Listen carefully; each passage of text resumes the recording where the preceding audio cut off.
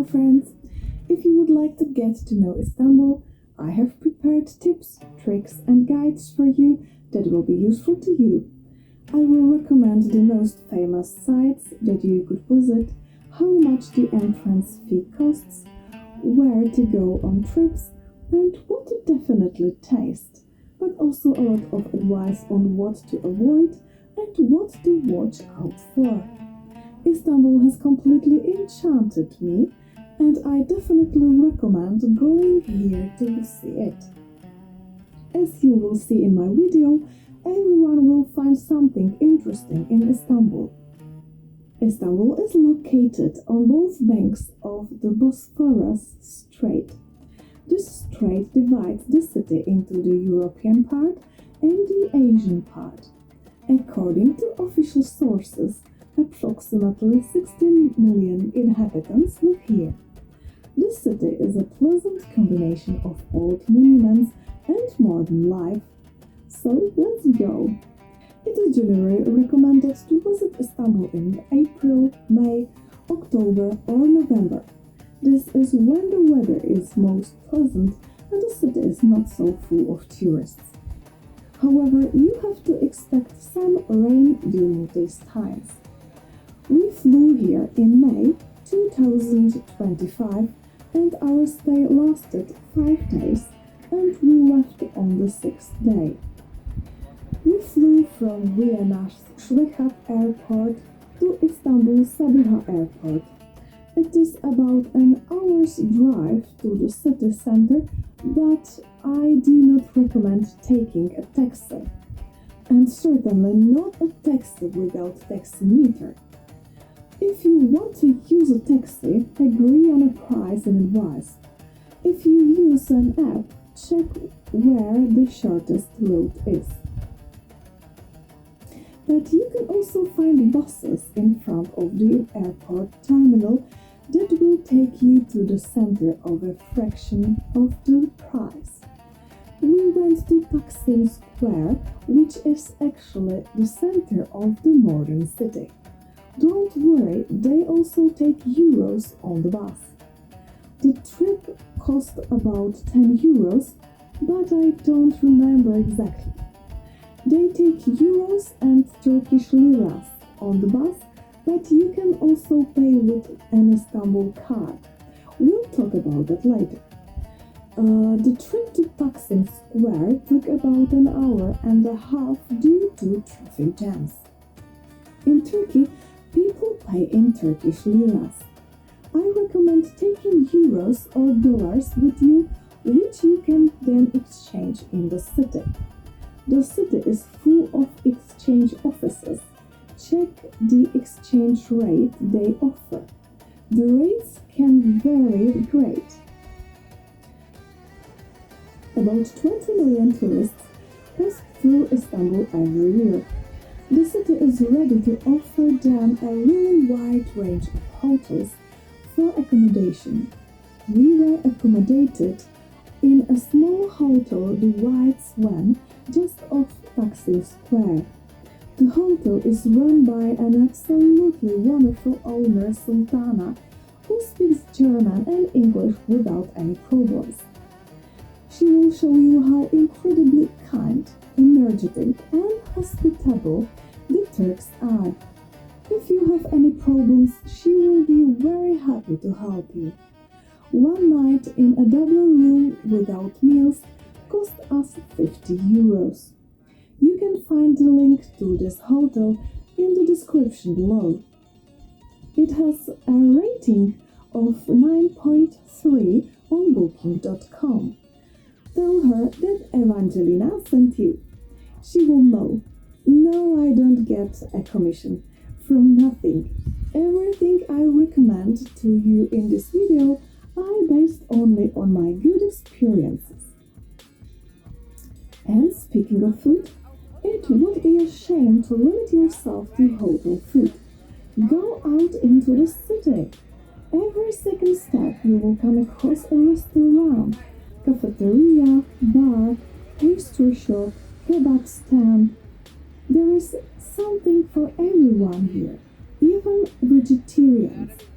I recommend trying the local specialties. If anyone knows how to cook delicious food, it is the Turks. Whether it is the aforementioned kebab or many other delicacies, you don't have to worry about hunger. Try burek. For example, it's a puff pastry filled with cheese, spinach, or minced meat. Stop for the Turkish stuffed potato kumpir. The base is the baked potato that is cut up and mixed with butter and cheese, and then you just show the vendor what you would like to have in it. You can also admire the butter sculptures here. The fried fish in a flatbread called balik ekmek is also excellent.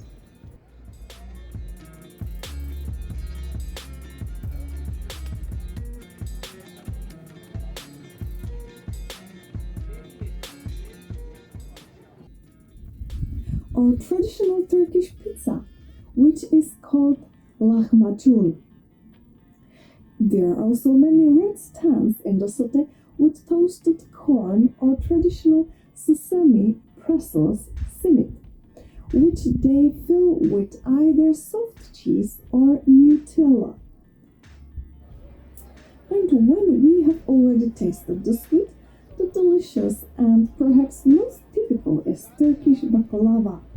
There are specialized shops for baklava which offer an endless number of varieties, and from a distance they look like a jeweler's stores. And what is baklava? It is a dough that resembles our puff pastry and is filled in Turkey usually with pistachios and covered with sweet syrup. Don't worry, go to these shops. They will let you taste it.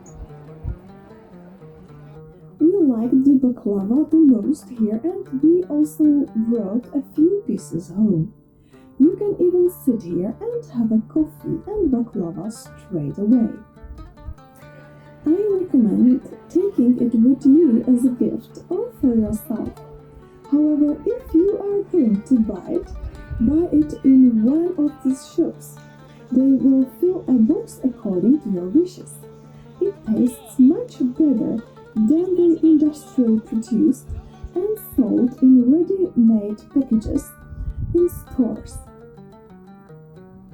Their chocolate-dipped nuts are also delicious. Definitely try them. They are flavored with various spices. Or I recommend trying another specialty, which is a warm drink called salad. It tastes like our thin semolina porridge and is usually served light sprinkled with cinnamon. It is made from flour from the tubers of special orchids. From cold drinks, there is an amazing drink called ayran. It is a cold yogurt, water and salt, and is incredibly refreshing. Are you salivating already? And that is just the tip of the iceberg. You will enjoy the city with your taste buds, believe me. Many restaurants and cafes also offer sitting on the roof terrace, from which there is a breathtaking view of the city. And don't forget to taste the typical Turkish tea.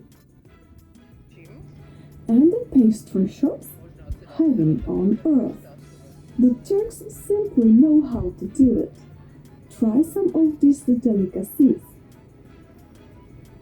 And the food prices, not terrible. It's like going to a small town for a meal. Well, definitely cheaper than other big cities. So we ate, and now let's go to the city. After all that food, we'd rather walk. Istanbul is truly a gem in terms of architecture and monuments. As I mentioned, we stayed in a hotel near Taksim Square.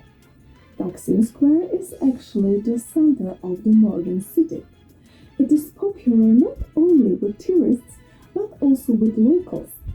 It is also a place for New Year's celebrations, military parades, or demonstrations. An interesting thing here is the Republic Monument built in 1928 to celebrate the Republican establishment of Turkey. In my videos, you will see a lot of Turkish flags hanging around the city. May the 19th is Mustafa Kemal Atatürk's birthday, and this day is also a celebration of youth and sports. But even outside of the holiday, there are a lot of flags hung here. Turks are very proud of their nation. You will encounter the name Atatürk very often. He is a very important person for Turkey. He was not only a brave soldier, but also the founder and first president of the Republic of Turkey and a great reformer. He is the father of modern Turkey. In Taksim Square, in addition to the old water supply from which water flowed to the rest of the city, there is also the new Taksim Mosque. Definitely go and see it. From the outside, the monumental building, which looks like a classic, more historical mosque, is beautiful, new and original inside.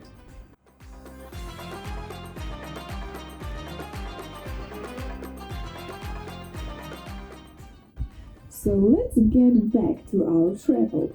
Taksim Square also connects to the busy shopping street Istiklal Caddesi, which leads to the Galata Tower. It is a wide pedestrian zone that is not accessible to cars. Only a line of historic trams runs here. It is a wonderful street for shopping and refreshments, but it also has a busy nightlife, and the side streets are full of restaurants and bars. In addition to domestic and international brand stores, you will find textiles of all price groups, as well as specialized shops. And even when the shops are closed, they are still stylish.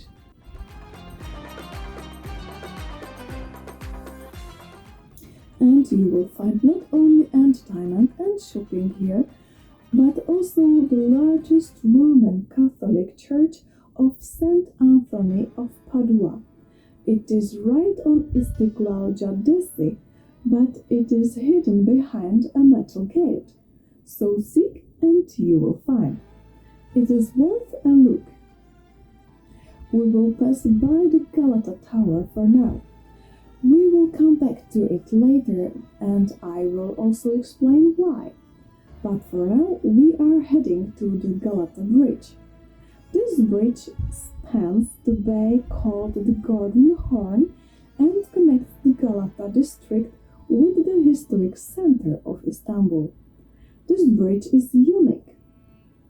Cars drive by, people walk, and fishermen catch fish on top. But you can go down to the lower level of the bridge, which is full of restaurants offering an abundance of food, especially fish. From the bridge, you can already see the panorama on the other side of the Golden Horn. Simply beautiful, from which emerge an abundance of magnificent mosques. They are huge and beautiful. On the left side, you will see the port of Eminönü. Here you can use one of the regular boat roads, or you will see barkers who will try to sell you a cruise on the Bosphorus on their boats, often accompanied by food and music. Hopefully, I'll go on this cruise next time and of course I'll let you know about it. But let's leave the sailors and return to the mosques. They are everywhere and they are breathtaking. Not only with their monumentality from the outside, but also with their beautiful decoration inside. Each is beautiful and each one is original. Entrance to the mosques is free. Turkey is one of the few countries that allows non-Muslims to enter mosques. You just have to respect the hours that are reserved for worshippers. So don't go to mosques on Fridays before 2:30 p.m. Before entering every mosque, you need to take off your shoes. There are also shoes racks where you can store them. Women should wear clothes that cover their shoulders and knees, and their hair should be covered too. Something like this. Most mosques have such clothes for rent. For men, pants below the knees are most suitable. If you came in sandals, it is a good custom to wash your feet before entering the mosque. There are designated places for this. There are places in the mosque that are intended for everyone, but also places where women are not allowed. Otherwise, the atmosphere inside the mosques is very relaxed. Screaming children run around on the thick, soft carpet, and the conversations here are not as muffled as in Christian churches. The muezzins, those who call to prayer 5 times a day, are also an experience. They give Istanbul a unique atmosphere. Having already touched on the mosques, the most famous mosque in Istanbul is Hagia Sophia, or the Temple of Holy Wisdom. Originally, it was a Christian sanctuary, but after the Ottomans conquered Constantinople in 1453, it was converted into a mosque and equipped with minarets. Fortunately, the Christian mosaics remained, and we can admire them to this day. This is the only mosque to which you have to pay an entrance fee. The basic fee is 25 euros. However, I must warn you that only the gallery of this temple is accessible. Here you can see the already mentioned original Christian mosaics. However, it is no longer possible to enter the ground floor where people pray, but visitors are only allowed to walk around the gallery and go down the stairs on the other side of the temple and leave. So it depends on your consideration whether it is worth the money and a decent queue at the entrance. There is also a beautiful park in front of this mosque where you can relax.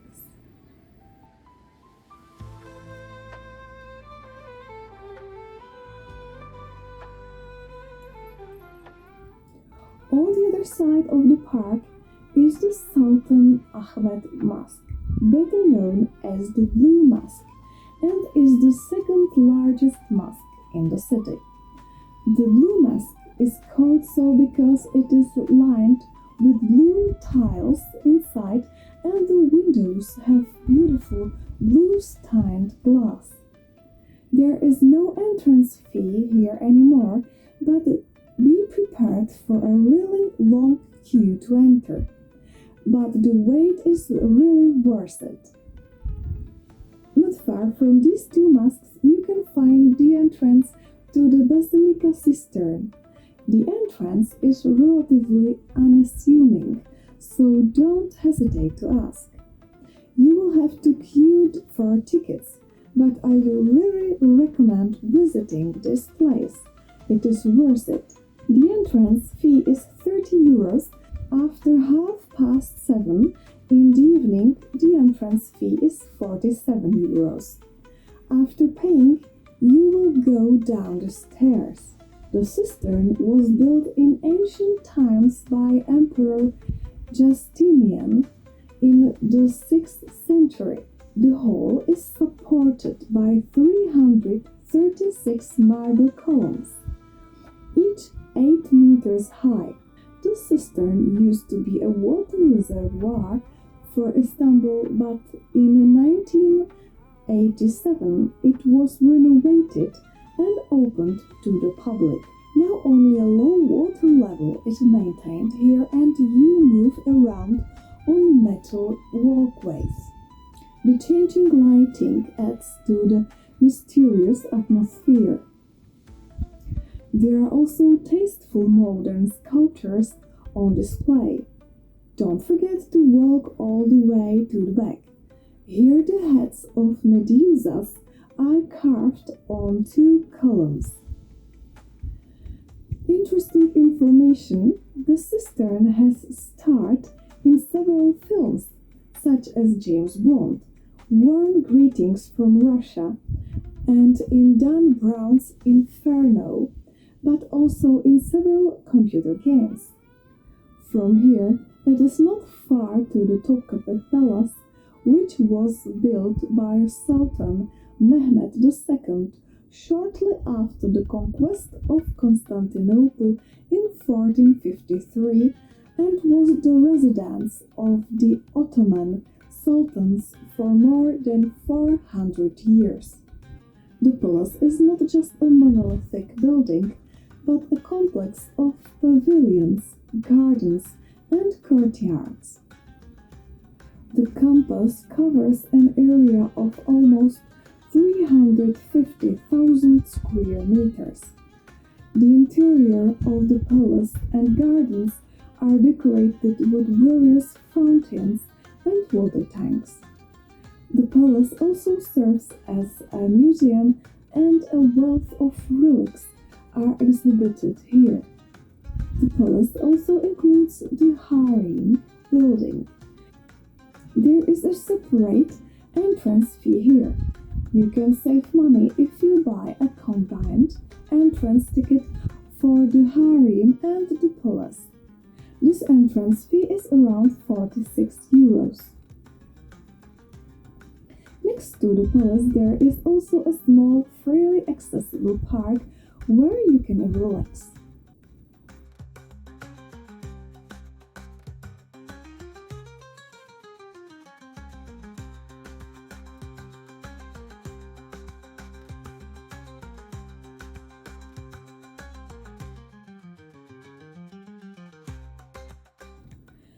And here is another statue of Atatürk.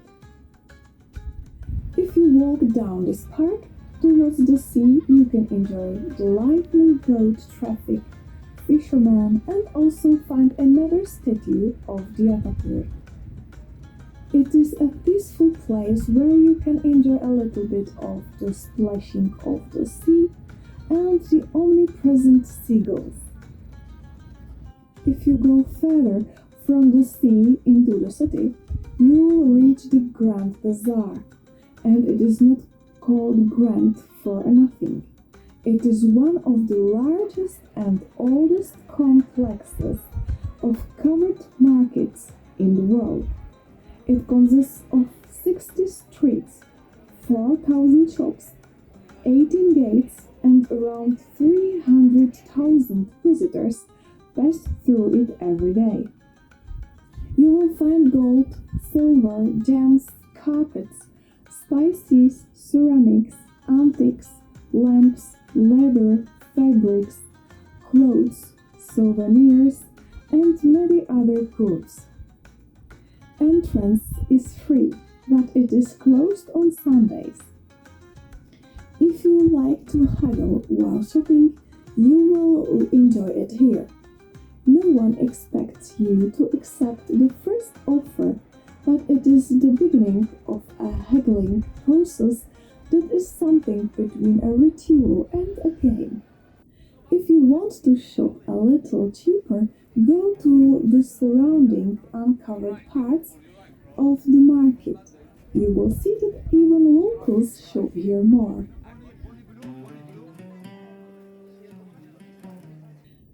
far from the Grand Bazaar is the Suleymaniye Mosque. The mosque is the work of the imperial architect Mimar Sinan, who is the author of the most beautiful buildings in Istanbul and considered this mosque one of his masterpieces. It is not just one building, but a complex of other buildings. A madrasa, a hammam, a hospital, a soup kitchen, and a library. In the garden are the mausoleums of Sultan Suleiman and his wife Hürrem. The Suleymaniye Mosque is on one of the 7 hills of Istanbul and offers a magnificent view of the Golden Horn and the Bosphorus Strait. There are not as many tourists here as there are at the Blue Mosque, so you will also enjoy a stunning piece here. If you come here before sunset, breathtaking views will await you. If we return to Taksim Square and if we go north along the Bosphorus, we come to the Dolmabahçe Palace. The palace was built in 1856. It is the largest palace in Turkey. Dolmabahçe was supposed to replace the older and more traditional Topkapi Palace and was supposed to show a modern and European-oriented face of the empire. It was supposed to be a demonstration of power and modernity. An interesting fact is that in the main hall is the largest crystal chandelier in the world, weighing 4.5 tons. The palace is surrounded by beautiful gardens, also in the European style. There are beautiful fountains, flowered geometric beds, and a wonderful view of the Asian side of Istanbul. The entrance fee is about 39 euros and it is closed on Mondays. Having mentioned the Asian side of Istanbul, it would be a shame not to look there. If you go farther north from the Dolmabahçe Palace, you will reach the port of Beşiktaş. From there, you can take a boat to the port of Üsküdar. Congratulations, you are now in Asia. The difference is very noticeable in the architecture of the buildings, which are more simple. There are not so many tourists and souvenir shops here either. Explore the streets around the port. There are shops here and sell more of the necessities of everyday life. But here too you will come across gold shops, but also a market with fresh fish of strange shapes, a pleasant park, and a lot of amazing food. If you have time, definitely go here. It is a half day to a full day trip.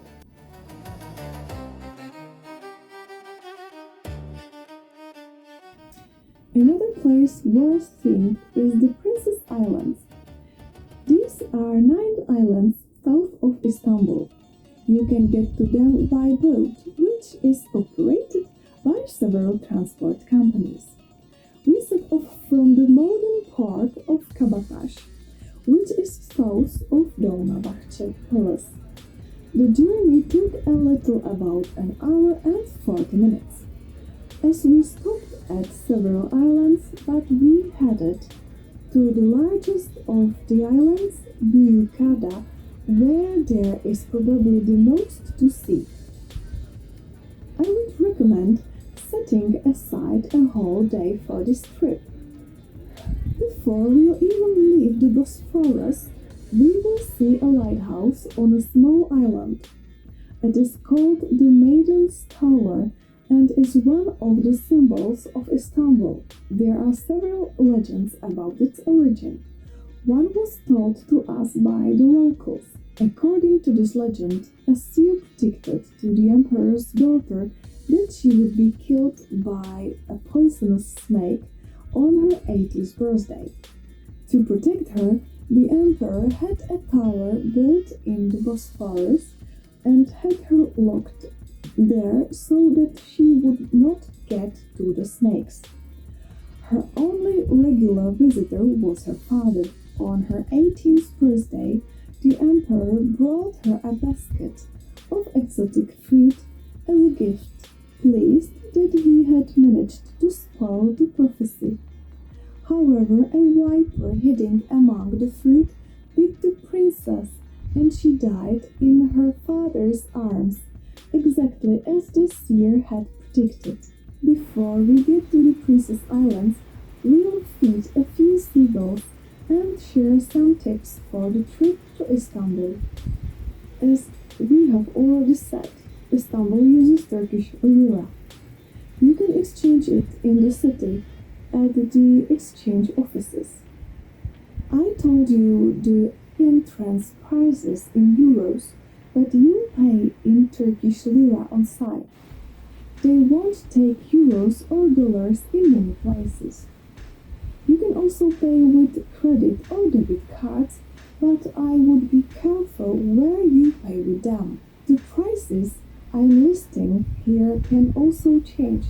You can find the current ones on the internet. You can also find offers for combined entrances or prepaid cards with entrances on the internet. However, when I did the math, it wasn't worth it for us to buy them at all, and we paid for all the entrances on site.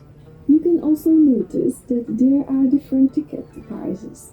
Those for locals are cheaper than those for tourists. Don't try to outsmart them. If you want to take advantage of such a cheap entry, you have to prove your Turkish nationality.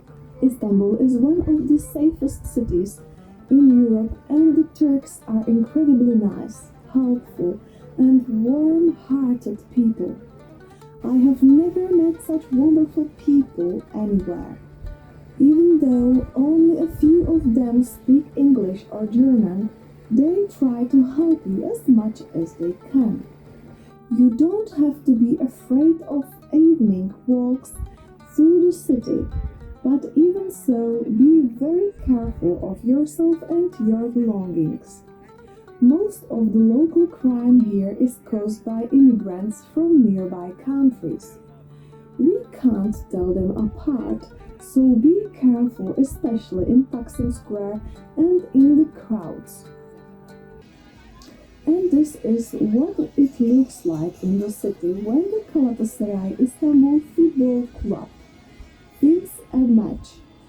Great fun, but still safe. Hello.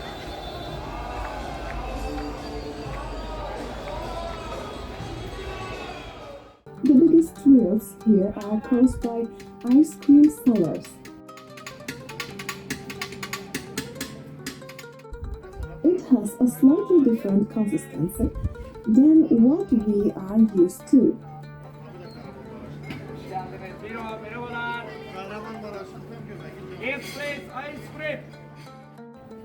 I don't know how it tastes. I really didn't have the courage to try it.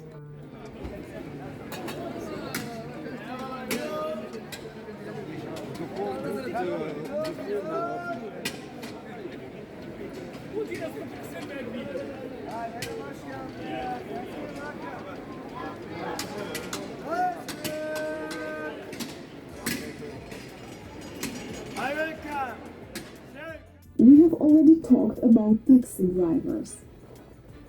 Also check with your mobile operator for the best rates for data and calls. If you can get a special tariff, eSIM, or something similar.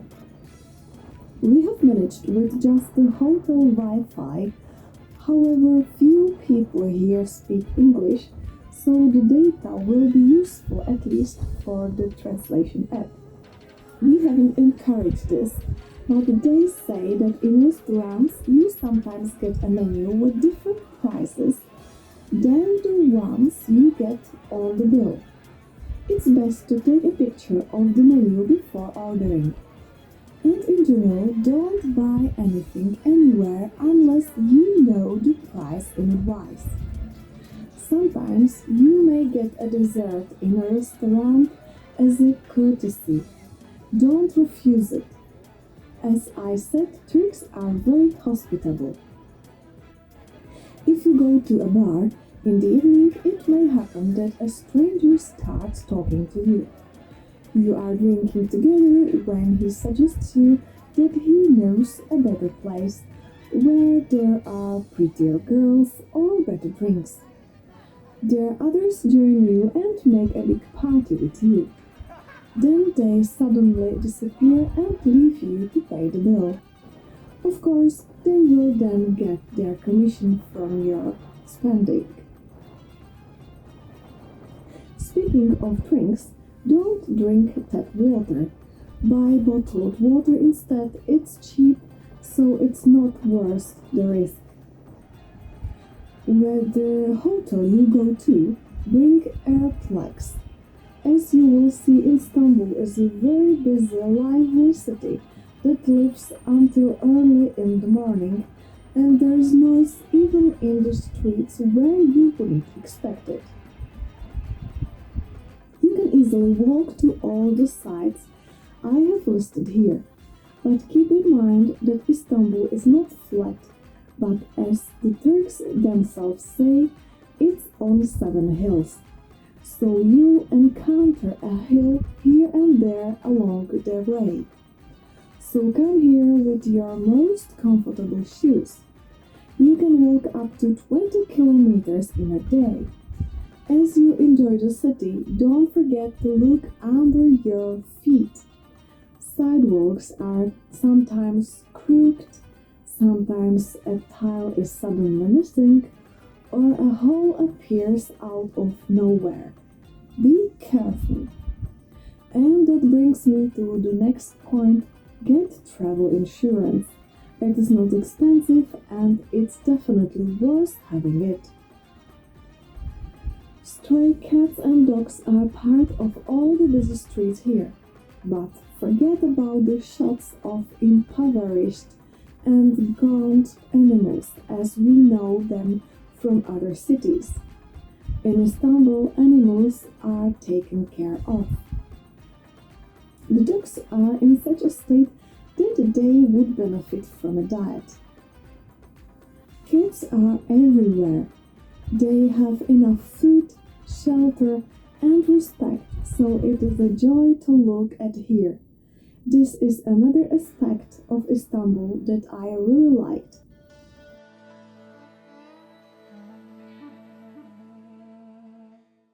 If you don't dare to walk that much, you can use the metro or trams. We only went to the metro to top up our IstanbulKart. We didn't use them, but I heard they are some of the nicest and are well marked. What I would recommend, however, is to buy an IstanbulKart. You buy it at one of these machines.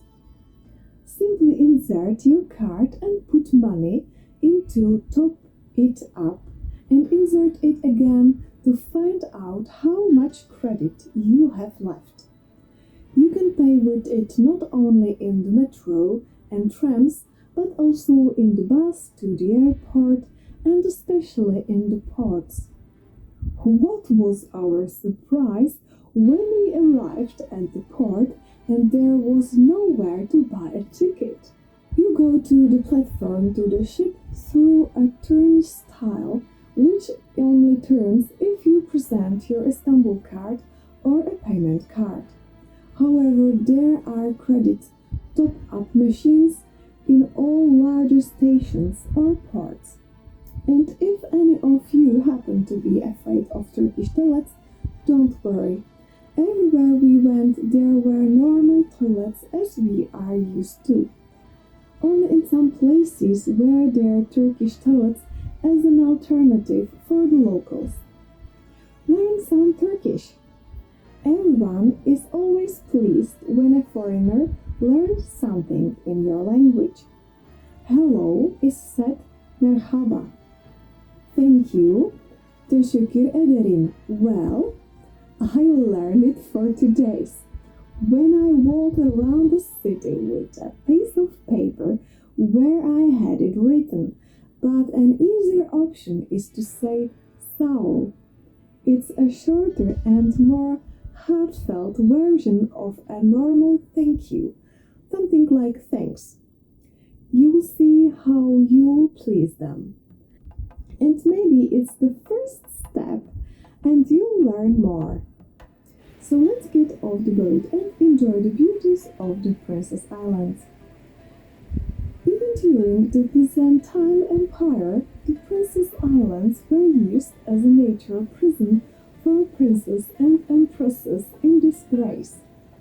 This tradition also passed into the Ottoman Empire when princes were placed here who could strive for the life of the successors of the throne.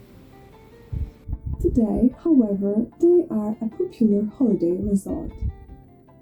If you also go to the largest island, Büyükada, you don't have to worry about missing a stop.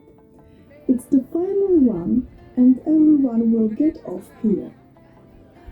Just be prepared for a real crush at the port. Stop for an ice cream right at the port. They will arrange it for you on several floors. There are no cars on the island as we know them. There are only various electric vehicles.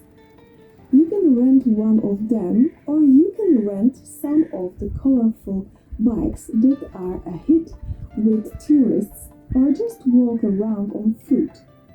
The horse-drawn carriages typical of the island were cancelled in 2020 thanks to animal rights activists.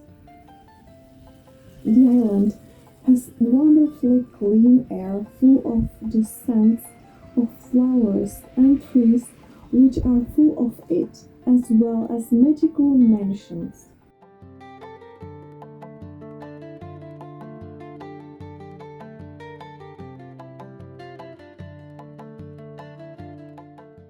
You can just walk around or you can go to one of the beaches, to the Greek Orthodox monastery of Agios Georgios Koudonas, from which there is a breathtaking view of Istanbul.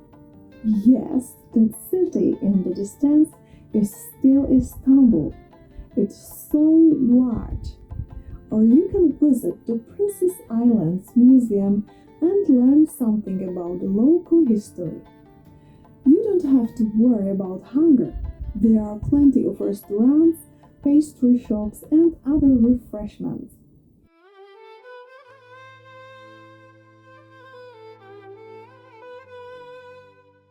Quite tired, we get back on the boat. But sailing is definitely not boring. On the boat there are vendors of tea, simit-round pretzels, traditional flower headbands, or musicians who can make an unforgettable experience out of an already unusual ferry trip.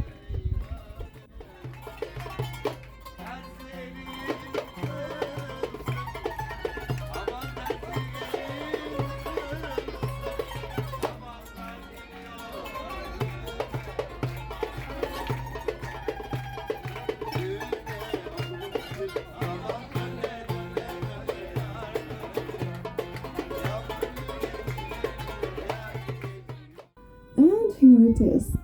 You have finally arrived, and we will go to see the Galata Tower together.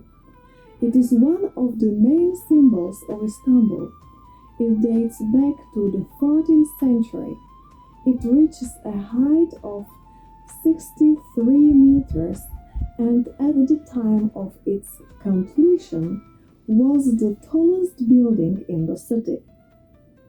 It has experienced many things in its life. It served as part of the city's fortifications, but also as a prison, warehouse, fire station, and in the 20th century it was opened to visitors. An elevator takes you up, you go down the stairs. The biggest attraction of the Galata Tower is the observation deck, which provides a breathtaking view of Istanbul. And why did I bring you here now? Because now, when you look around, you know what you are seeing. On the first day, it would have just been a beautiful view of the buildings. But now, you'll be shouting with excitement, Look, we were there, that's the bridge, and there's the mosque.